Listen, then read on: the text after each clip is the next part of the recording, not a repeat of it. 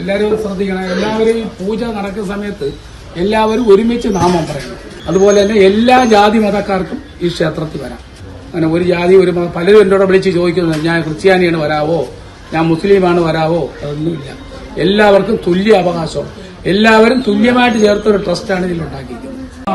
ശിരമൂഢം പഞ്ചവസ്ത്രം ത്രിനേത്യം ശൂലം ഭദ്രം ജാഹൽവം അശ്വവേഗം ദശവാഗേ വഹാം നാഗം പാശം ജാഗണ്ഡം പ്രളയഭൂതവാഗ് ശംഖുശം ഭാമവാഗേന ലങ്കാരദിക്കം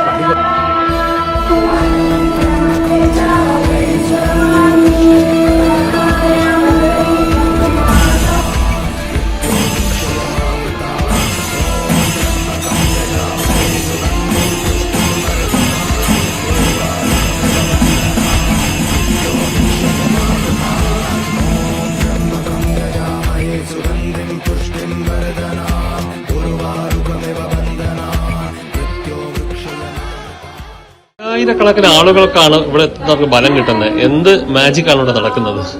മാജിക് എന്ന് പറയാൻ ഭഗവാന്റെ മാജിക് തന്നെയാണ്. നിരവധി സാധാരണക്കാരായിട്ടുള്ള ആൾക്കാർക്ക് അവർക്ക് അവരുടെ സന്തോഷം, കുടുംബത്തിന് ഐശ്വര്യമോ ഊർജ്ജയൊക്കെ കൊടുക്കുന്ന ഭഗവാനാണ് ഇവിടെ ഉള്ളത്. സാധാരണക്കാരാണല്ലോ ഇതിനകത്ത് പ്രതികരിക്കുന്നതെല്ലാം. ഇന്ന് തന്നെ 2 കുഞ്ഞുങ്ങൾക്ക് ചോറ് കൊടുക്കാനുള്ള ഭാഗ്യമുണ്ടായി. നമ്മുടെ ഇവിടെ വന്ന് പ്രാർത്ഥിച്ചു ജനിച്ചു. ഭഗവാൻ ഈ സാധാരണക്കാരുടെ അവര് എങ്ങനെ മനസ്സിന് സാന്ത്വനം കിട്ടണം, സമാധാനം കിട്ടണം, ശാന്തി തേടി അവരിങ്ങനെ അലയുകയാണ്, അമ്പലങ്ങൾ പോകും. പക്ഷെ ഇവിടെ വന്ന് കാല് കുത്തുമ്പോൾ തന്നെ ആ ഭഗവത് ചൈതന്യത്തിൽ അവരുടെ മനസ്സിന് സന്തോഷം നിറയുകയാണ്. അപ്പോൾ അവര് കർമ്മകരതരാകുന്നു. അങ്ങനെ അവരുടെ കുടുംബത്തിൽ ഐശ്വര്യം ഉണ്ടാകുന്നു. അവരുടെ ചിന്തകൾ കറക്റ്റാകുന്നു. മറ്റു പ്രവൃത്തികളിൽ നിന്നൊക്കെ അവർ മറ്റ് നെഗറ്റീവായിട്ടുള്ള എല്ലാ പ്രവൃത്തികളിൽ നിന്നും അവർ വ്യതിചലിച്ച് ഭഗവാനിൽ അഭയം പ്രാപിക്കുന്നതോടുകൂടി അവർക്കും അവരുടെ കുടുംബത്തിന് സന്തോഷം ഉണ്ടാകുന്നു.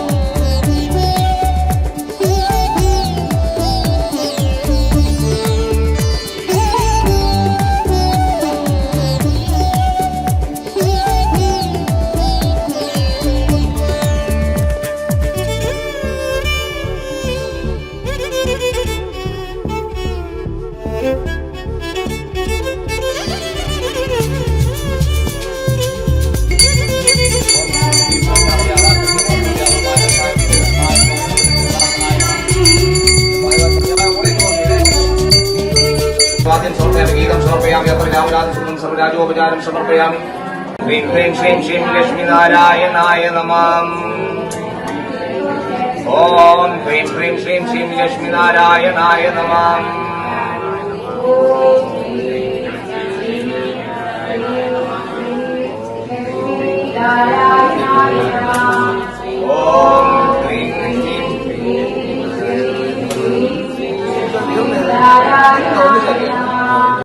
पद्मराग समप्रभा पंचवेदासनासीना पंचब्रह्मस्वरूपिणी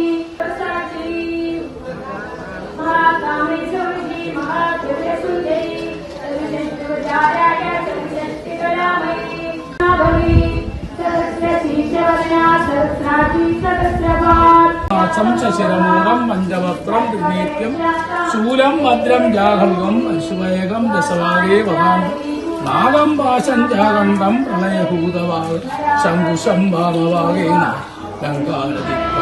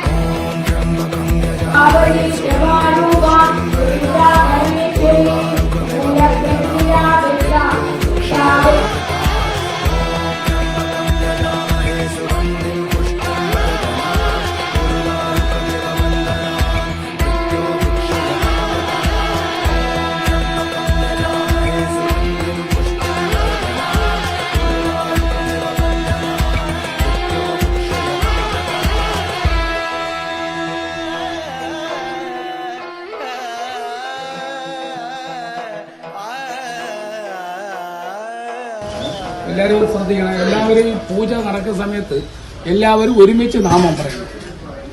എല്ലാ ഭക്തജനങ്ങൾക്കും അത് ഉപയോഗത്തിൽ വരും. അതിനാണ് ഇത് പ്രത്യേകമായിട്ട് പറയുന്നത്. എല്ലാ ഭക്തജനങ്ങളും ഈ പൂജ നടക്കുന്ന സമയത്ത് ഒരുമിച്ച് നാമം പറയും. ലക്ഷ്മി നാരായണ മന്ത്രം ഉരുകുമ്പോൾ എല്ലാ ഭക്തർക്കും അതിന്റെ ഐശ്വര്യം ഉണ്ടാവും. അതുപോലെ തന്നെ എല്ലാ ജാതി മതക്കാർക്കും ഈ ക്ഷേത്രത്തിൽ വരാം. ഒരു ജാതി മതമല്ല ഈ ക്ഷേത്രം. എല്ലാ സമുദായത്തിലെ എല്ലാവർക്കും, സമൂഹത്തിലെ എല്ലാവർക്കും ക്ഷേത്രത്തിൽ വന്ന് തൊഴാവുന്നതാണ്. അങ്ങനെ ഒരു ജാതി ഒരു മതം പലരും എന്നോട് വിളിച്ച് ചോദിക്കുന്നത് ഞാൻ ക്രിസ്ത്യാനിയാണ് വരാവോ, ഞാൻ മുസ്ലിമാണ് വരാവോ, അതൊന്നുമില്ല. എല്ലാവർക്കും തുല്യ അവകാശമാണ്. എല്ലാവരും തുല്യമായിട്ട് ചേർത്തൊരു ട്രസ്റ്റാണ് ഇതിലുണ്ടാക്കിയിരിക്കുന്നത്. എല്ലാ സമുദായക്കാരെയും ഒരുമിച്ച് ചേർത്താണ് ഇതുണ്ടായത്. ഒരു ജാതി ഒരു മതമല്ല. അതെല്ലാവരും ശ്രദ്ധപൂർവ്വം കേൾക്കണം. അതിനാണ് ഞാൻ വിളിച്ചത്. ഈ അമ്പലത്തിൽ വരുമ്പോൾ അനുഷ്ഠിക്കേണ്ട കാര്യങ്ങൾ എന്തൊക്കെയാണ്, പാലിക്കേണ്ട കാര്യങ്ങൾ? വരുന്ന കാര്യം അവർ ആദ്യം വരുമ്പോൾ ഭഗവാൻ 7 ഒന്ന് പറഞ്ഞു കൊടുക്കാമോ? 7 തുളസിമാല, ഒരു നെയ്വിളക്ക്, ഒരു പാൽപ്പായസം ഭഗവാന് വെക്കുക. അതുകൊണ്ട് സമർപ്പിച്ചിട്ട് 7 വലത്ത് ഭഗവാന് എന്താണ് അവരെ ആവശ്യം അത് പറഞ്ഞുകൊണ്ട് ഓ നമോ ലക്ഷ്മി നാരായണ എന്ന് പറഞ്ഞ് പ്രാർത്ഥിച്ചുകൊണ്ട് അവരെ ആവശ്യം എന്താണ് അത് ഭഗവാൻ സാധിച്ചു തന്നെ എന്ന് പറഞ്ഞ് പ്രാർത്ഥിക്കുക. 7 വലത്ത് ചുറ്റുമ്പോൾ അത് ചെയ്യുമ്പോൾ അവർക്ക് അതിന്റെ ഫലം അവർക്ക് കിട്ടിയിരിക്കും. കൃത്യമായിട്ട് കിട്ടും. അത് മനസ്സുരുകി പ്രാർത്ഥിക്കണം. ഇങ്ങനെ കോട്ടയ്ക്ക് മണ്ണാൽ പോയാൽ പോരാ.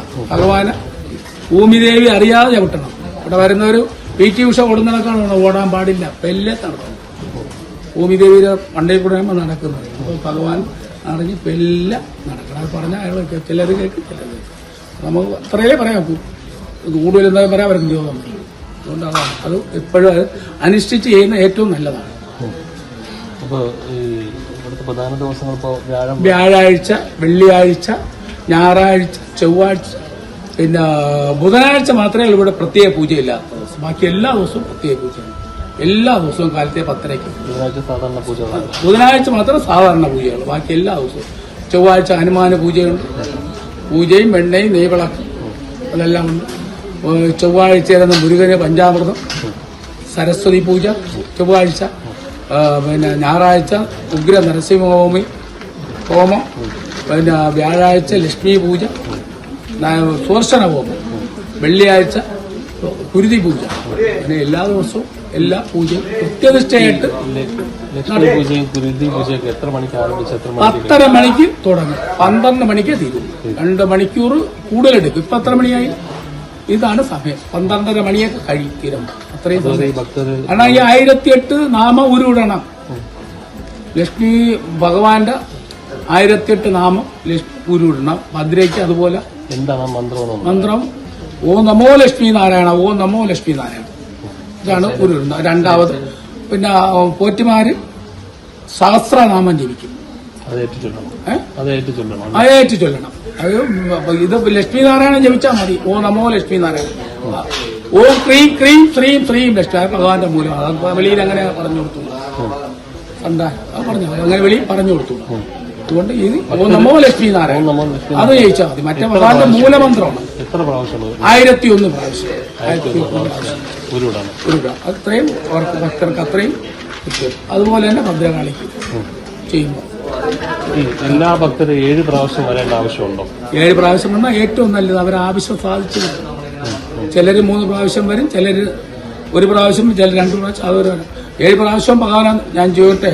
നമ്മൾ പിന്നെ നിങ്ങളുടെ ചെവി ഞാൻ 1 വട്ടം വിളിച്ച്, 2 വട്ടം വിളിച്ച്, 3 വട്ടം വിളിച്ച് കേൾക്കൂല. 1000 വട്ടം നിങ്ങളെ ചെവി വിളിച്ചാലാ തിരിഞ്ഞു നോക്കാതിരിക്കുവോ? ഉണ്ടാവോ? അതിന് എന്ത് കഷ്ടതകളുണ്ട് അത് വന്ന് ഓ നമോ ലക്ഷ്മി നാരായണ പ്രാർത്ഥിച്ച് നമ്മൾ 7 വലത്ത് ചുറ്റുമ്പോൾ, ഒരു വലത്ത് ചുറ്റുമ്പോൾ ഏകദേശം ഒരു 50 നാമം വീണിരിക്കും. 7 വലത്താകുമ്പോൾ എത്രയായി? 250 നാമം. 7 ദിവസമാകുമ്പോൾ എത്രയായി?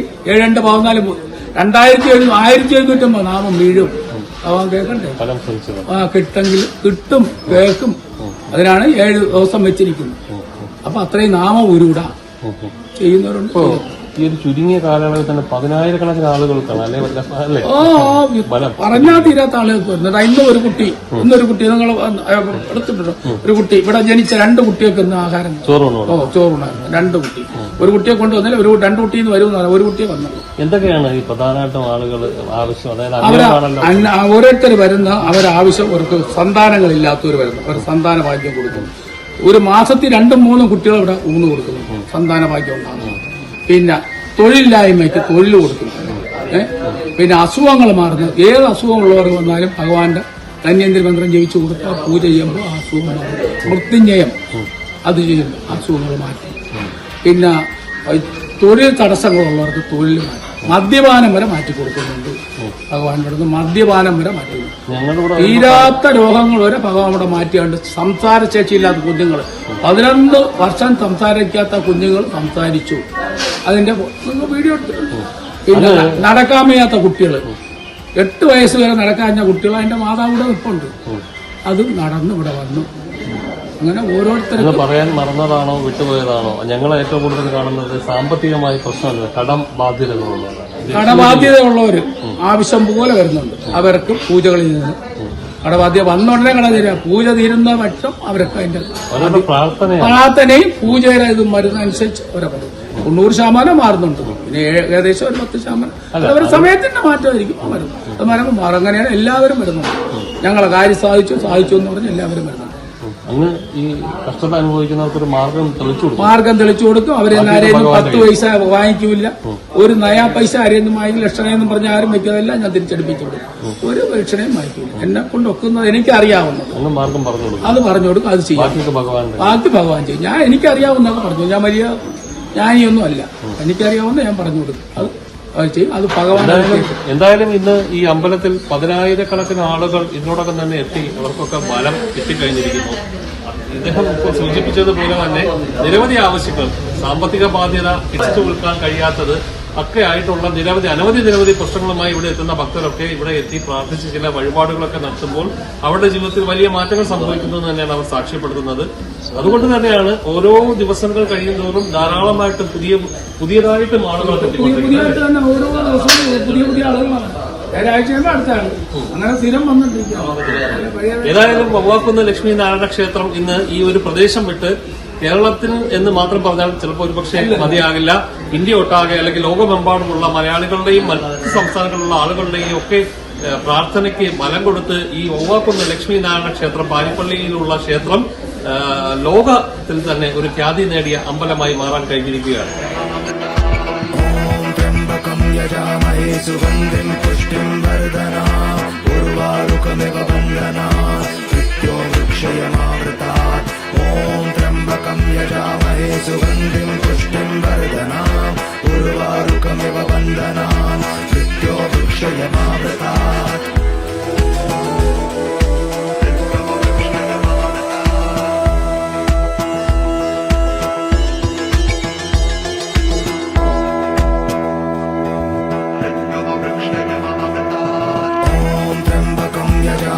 सुगन्धिं पुष्टिं वर्धना उर्वारुकमिव बन्धना मृत्यो वृक्षयमावृता